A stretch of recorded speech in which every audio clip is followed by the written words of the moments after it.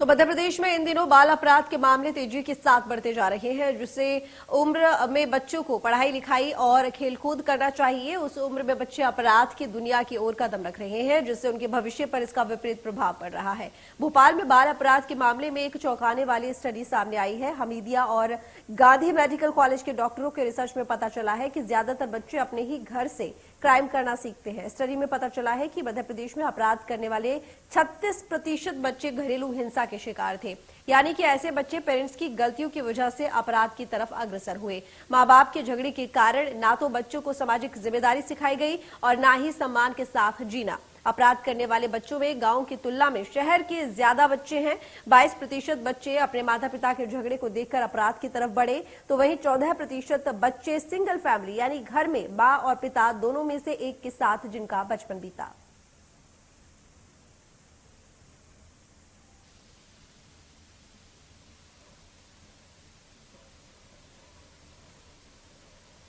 तो एमपी में अपराध की ओर बढ़ रहे मासूम हमीदिया और गांधी मेडिकल कॉलेज की रिसर्च घरेलू हिंसा के शिकार 36% बच्चे बने हैं। माता पिता की गलतियों से अपराध की ओर ये बच्चे जा रहे हैं। ये रिसर्च में सामने आया है। गांव की तुलना में शहर के बच्चों की संख्या ज्यादा है जो अपराध की तरफ बढ़ रहे हैं।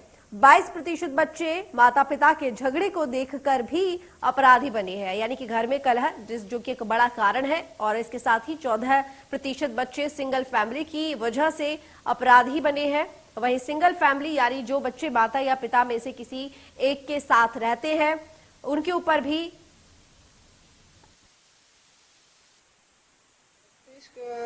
जो है एक बहुत ही इंट्रिकेट और बहुत एक कृत्रिम ऑर्गन है। और कोई भी जो बिहेवियर होता है, इंसान का जो व्यवहार होता है, वो बहुत सारी चीज़ों पे निर्भर करता है। एक तो जेनेटिक्स या हेरिडिटी बहुत इम्पोर्टेंट होती है, और दूसरा उसके आसपास का एनवायरनमेंट। तो अगर ये देखा गया है स्टडीज़ में कि अगर पेरेंट्स में कोई बाइपोलर मूड डिसऑर्डर है या एंटी सोशल पर्सनैलिटी डिसऑर्डर है, जो एंटी सोशल पर्सनैलिटी डिसऑर्डर यानी ये लोग अक्सर झूठ बोलेंगे, फ्रॉड्स करेंगे, क्राइम करेंगे, या जल्दी गुस्सा चिड़चिड़ापन होगा, आपाखोप बैठ के कोई भी हरकत करेंगे। तो एक तो ये जेनेटिक इन्फ्लुएंस बहुत मेजर है। उसके साथ साथ एनवायरमेंटल इन्फ्लुएंस भी बहुत इम्पोर्टेंट होता है। अगर कोई बच्चा लगातार अपने आसपास के माहौल में उसे अपशब्द का इस्तेमाल होते देख रहा है, या बुरे व्यवहार का वो खुद शिकार है, या आसपास वो देखता है कि लोग गुस्सा कर रहे हैं, आवाज़ उठा रहे हैं।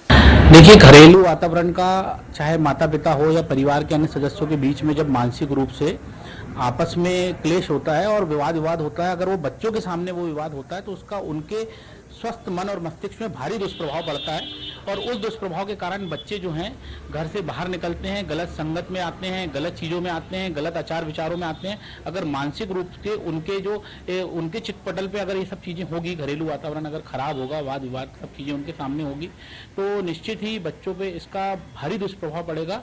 और उसमें संभावना ये रहती है कि बच्चे उससे गलत संगत में जाके गलत व्यसनों की ओर अग्रसित हो जाते हैं, अपराध में अग्रसर हो जाते हैं। और अगर बच्चों का भविष्य और फ्यूचर जो है उसमें खराब होने की संभावनाएं बहुत बलवती होती है। साइंस भी इसको कहता है। वैसे तो ज्यादातर तो दारू की वजह से बढ़ रहे हैं, क्योंकि घर में देखा भाली नहीं कर पाते हैं।